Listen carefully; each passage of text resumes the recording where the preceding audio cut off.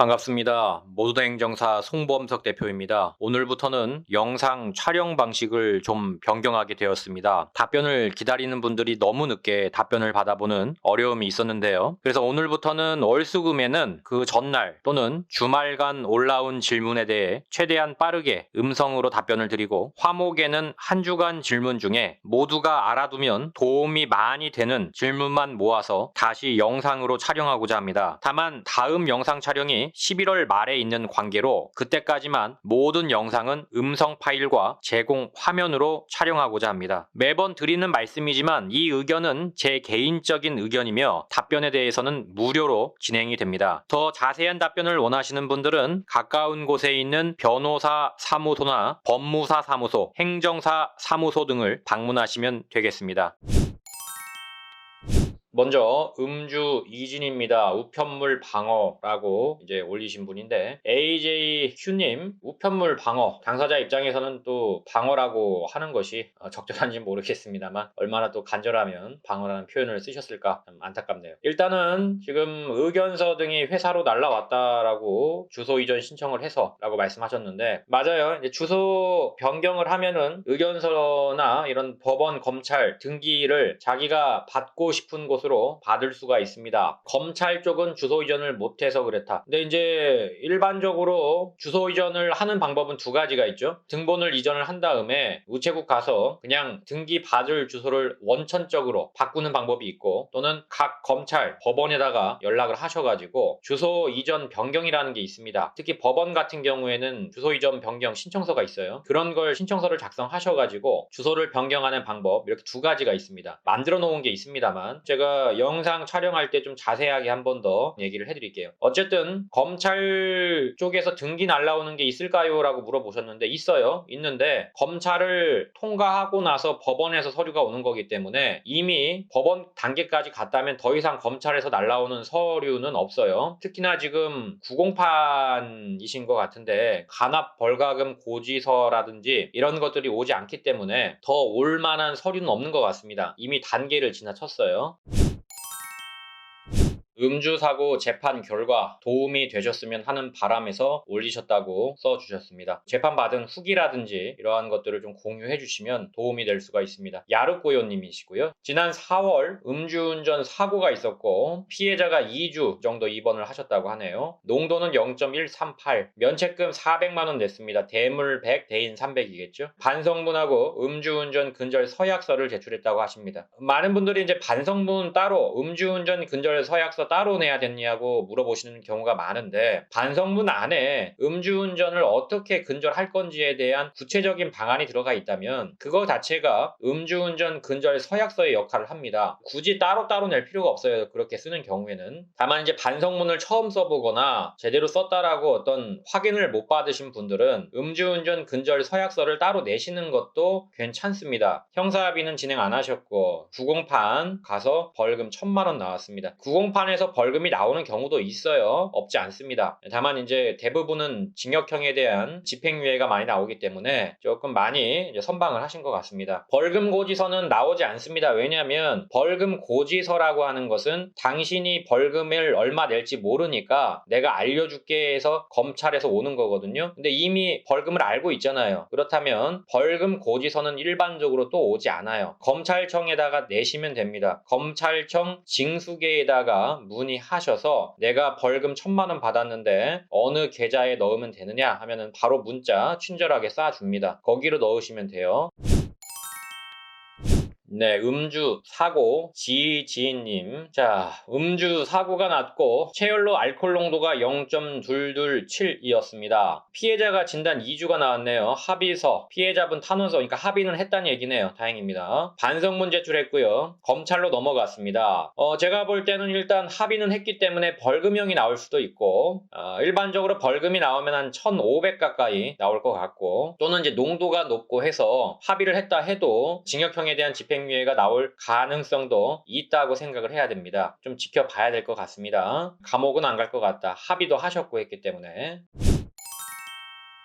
네, 음주운전 사고 피해자입니다. 음주운전 나빠요님. 네, 음주운전 나쁘죠. 하면 안 됩니다. 저도 이제 피해자 입장에서 손해사정도 하기 때문에 공정하게 말씀드리고 있습니다. 사고 사항을 한번 보죠. 10월 중순 아침 9시경 신호대기 중 가해자의 차량에 사고가 발생을 했습니다. 제 차가 튕겨져 나오면서 버스 한 대, 택시 한 대, 일반 차량 한 대를 추돌을 한 것 같습니다. 가해자가요. 사고 상황은 기억이 나질 않고 근처 대학병원 응급실에 잠시 기억이 있고 중환자실에서부터는 기억이 나는 상황입니다. 자, 지금부터 걱정입니다. 가해자는 22세 사회 초년생. 알코올 농도는 취소 수준이지만 초범이고 렌트카로 운전을 했습니다. 합의 의사도 없다. 피해자는 버스가 포함되어 있어서 15명 정도로 예상되며 가장 큰 피해자는 저 같습니다. 갈비뼈가 5개가 부러지셨고 사주 진단 나왔습니다. 개인자동차 보험으로 일단 지급보증이 되어 있고 구상권을 청구한다. 이게 뭔 말이냐면 일단 내 보험으로 처리를 하고 우리 보험사에서 알아서 가해자에게 돈을 받아오겠다 이 소리입니다. 보험회사에서도 일단 답이 없죠. 지금 제가 볼 때는 22세 사회 초년생 가해자가 무자력, 돈이 없다는 소리예요. 쉽게 말하면. 아마도 이제 좀 힘들겠죠. 보험회사 측에서도. 근데 보험회사도 가만히 있지 않습니다. 이게 청구권이 3년이기 때문에 계속 이제 손해배상에 대한 구상권 청구를 계속 할 거예요. 그래서 이분은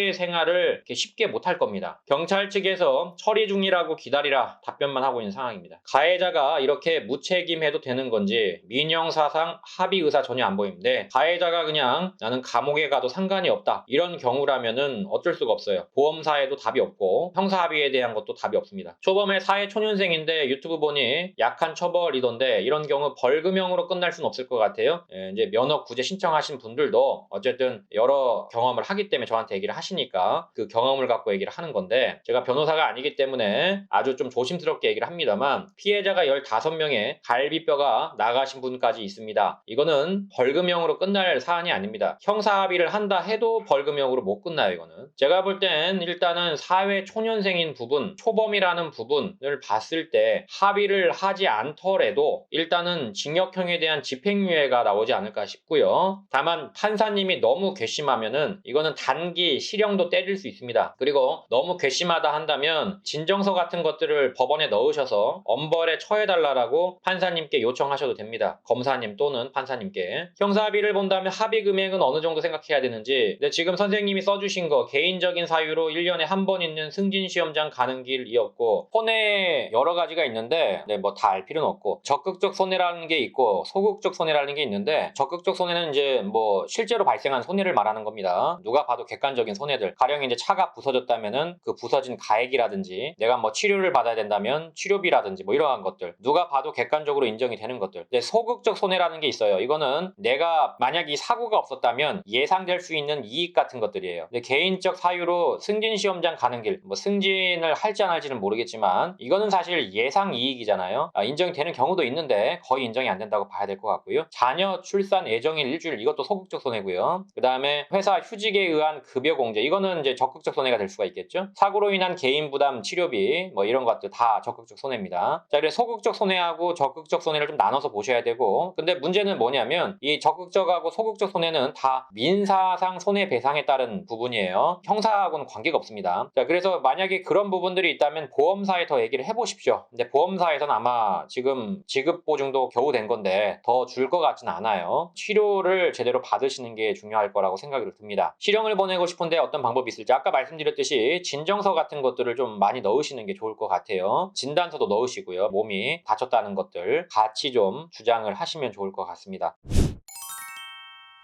담바머 의리님 의견서와 조서 내용이 다릅니다. 법원에서 의견서가 왔습니다. 자, 의견서를 작성해서 내라고 공소장이 왔다는 거죠. 의견서가 아니고 공소장이라고 합니다. 일반적으로. 공소라고 하는 건요. 검사님이 판사님께 이 사람은 이런 죄를 지었으니 그러니까 죄 명과 죄 목과 그 다음에 어떤 죄를 저질렀는지 뭐 이러한 것들이 들어가 있는 거예요. 이렇게 좀 처벌을 해주십시오라고 문서를 올리는 걸 공소장이라고 합니다. 사고 내용 빠지고 죄명도 도로교통법 위반으로 됐습니다. 사고가 경미해서 사고를 뺄 수도 있어요. 공소장에 대한 거는 사실을 쓰는 게 아니고 죄가 되는 걸 쓰는 거니까 약간의 어떤 변경이 있다 해도 죄명이 달라지거나 이런 것들은 철저하게 검사님의 재량이기 때문에 거기에 대해서 우리가 얘기할 수 있는 건 아닙니다. 운전거리는 350m에서 1.2km로 늘어났네요. 이거는 이제 사실관계에 대한 부분이니까 주장을 할 수가 있겠죠. 근데 보통 통상적으로 운전거리에 대해서는 거의 양형 참작에 대한 부분이 아니기 때문에 조금 틀린다고 해서 그게 뭐 달라지지는 않습니다.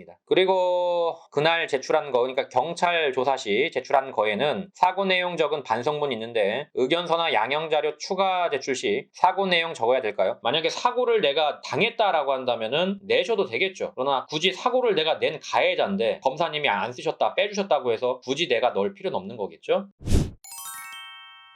네, 주경야갬님, 음주운전 중 대물사고 보험사 연락이 없네요. 10월 17일 9시입니다. 밤. 제 차 조수석 백미러로, 사이드미러죠? 피해자 운전석 사이드미러를 충격했습니다. 한 달 조금 안 되게 지나 검사 약식 기소 전까지 된 오늘 현 시점까지 보험사에서 연락이 없습니다. 그냥 차 타고 있다고 보면 되나요? 아니면 한참 나중에라도 고치는 경우가 있긴 한가요? 3년 안에만 고치면 됩니다. 굉장히 길죠? 3년 안에만 청구하면 되기 때문에 그렇고, 그리고 원래는 가해자가 먼저 신고를 해주셔야 돼요. 보험사에. 피해자가 모르는 경우도 있습니다. 두 번째 질문, 음주운전 사고의 경우 피해자도 조사관에게 조사받나요? 네, 받습니다. 경미한 경우에는 전화로만 해결하는 경우도 있어요. 피해자도 조사를 받는 게 일반적입니다.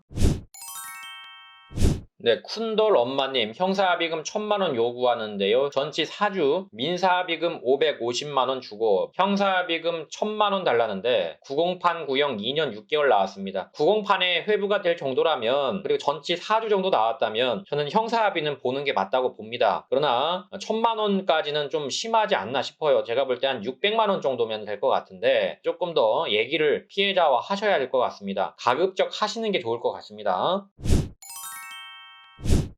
팔짱 기자님, 도시 일용 임금. 어머님이 8순이신데 교통사고로 몇 달째 입원 중이십니다. 네, 쾌차를 꼭 기원하겠습니다. 뺑소니에 당하셨군요. 아이고. 일단은 뺑소니범을 잡으셨는지는 모르겠네요. 만약에 못 잡으셨다면은 그 정부 보장 사업이라는 게 있습니다. 그걸 통해서 보장을 받으시면 되고요. 8순 나이에도 직장이 있으셨어요. 이런 연세에도 도시 일용 임금을 받을 수 있나요? 자, 우리가 이제 가동 연한이라는 게 있습니다. 육체 노동자가 일을 할 수 있는 최대 나이를 생각하시면 되는데 보통 65세로 보고 있어요. 그래서 가동연한이 넘으면은 육체노동에 대한 소득은 없다라고 인정이 됩니다. 다만 이제 아무 일도 안 하시는 분 기준이에요. 그러니까 65세가 넘었는데 일을 하고 있다. 그러면 가동연한은 적용이 안 돼요. 일단은 그 일에 대한 소득을 갖다가 적용을 합니다. 그러니까 무슨 말이냐면 지금 우리 어머님 같은 경우에는 가동연한에 따른 제약이 걸리기 때문에 도시 일용 임금에 대한 부분이 인정이 안 됩니다. 65세까지만 인정이 되니까요. 급여 30만 원은 인정이 됩니다. 이거는 도시 일용자 임금으로 인정이 되는 게 아니고 원래 벌었던 30만 원을 이 사고로 인해서 못 벌게 됐기 때문에 거기에 대해서 청구를 하는 거예요. 급여 30만 원을 받았던 부분을 증명을 한다면 당연히 그 급여 30만 원에 대한 부분은 받을 수가 있다라는 겁니다.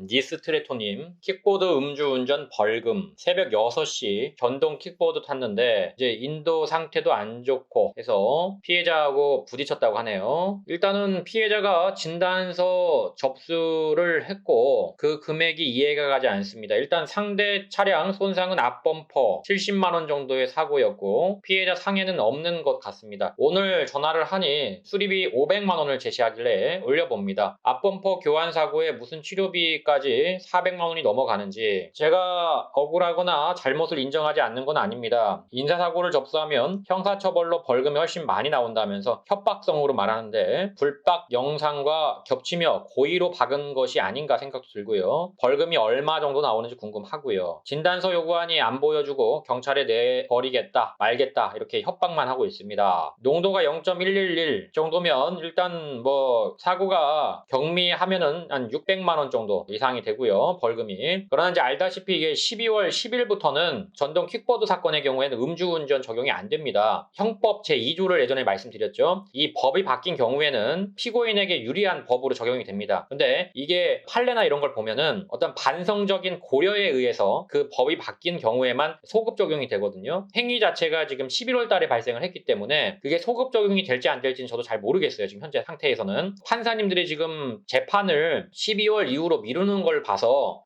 아마도 이제 어떤 게 있나 싶어요. 제가 볼 때는 일단 벌금이 그렇게 많이 나오진 않을 것 같습니다. 그리고 이게 뭐 차가 이나 이런 차라면은 500만 원이 나올 수도 있겠죠. 하지만 지금 봤을 때 정확하게 그 차종을 제가 알질 못하기 때문에 얼마가 나왔다라고 이제 얘기하기가 좀 어렵고요. 정확하게 이 부분이 좀 애매하면은 그냥 보험사에 면책금 내시고 보험사한테 알아서 해라 이렇게 얘기하시는 게 더 편할 수도 있습니다. 일단은 전동 킥보드의 경우에 처벌을 좀 많이 감경해 주려고 하는 흐름이 있기 때문에 그런 점들을 좀 참고하셔서 대응을 하시면 될 것 같습니다.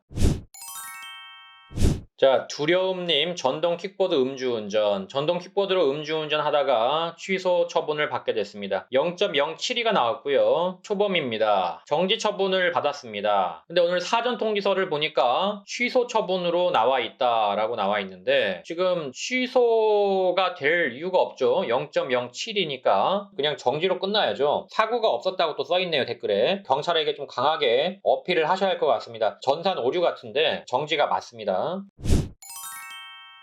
자, 라임님 초범 물피 사고 후 미조 치권입니다. 초범 농도 0.201, 주행 중 주차되어 있던 차량 4대 추돌, 인피는 없고요. 차량만 이제 파손이 됐네요. 반성문과 탄원서 냈고요. 면허 결격기간 2년, 물피가 있고 하니까요. 블랙아웃 상태에서 운전대를 잡았습니다. 경찰 조사 후 2주가 지나도 아직 검찰 쪽으로 넘어갔다는 문자가 안 오네요. 곧 올 것 같습니다. 조사는 정말 차량 추돌을 인지하지 못했냐, 사고 미조치로 인해 도로 통행을 방해했는지에 대한 인정에 대해서 물어봤습니다. 블랙박스 화면을 경찰서에서 봤는데 좀 많이 창피했다 뭐 이런 내용인 것 같습니다. 농도가 높고 또 사고가 있었기 때문에 구공판에 갈 확률이 있을 것 같고, 구공판에 가든 안 가든 간에 양형 자료는 준비하셔야 됩니다. 양형 자료를 꼭 준비하십시오.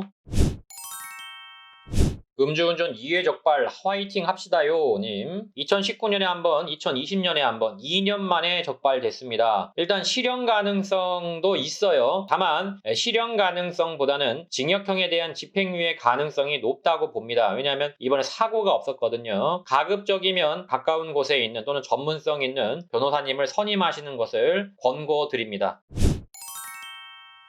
모두다 행정사의 카페 게시판은 언제든 열려 있습니다. 언제든지 궁금한 게 있으시면 네이버에 모두다 행정사로 검색하시고 카페 게시판에 질문글을 적어주시면 제가 최대한 빠르게 답변을 드리고자 노력하고 있습니다. 또한 이 영상을 보시는 모든 분들께 부탁을 드립니다. 좋아요와 구독은 저에게 많은 도움이 됩니다. 좋아요와 구독 꼭 부탁드리도록 하겠습니다. 여기까지 송범석 행정사였습니다. 감사합니다.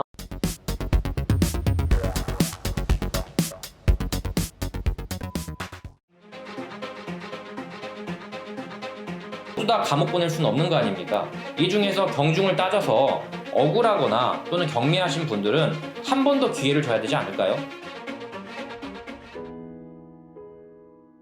음주운전은 절대로 해서는 안 되는 행동입니다. 마땅히 처벌을 받아야 할 죄입니다.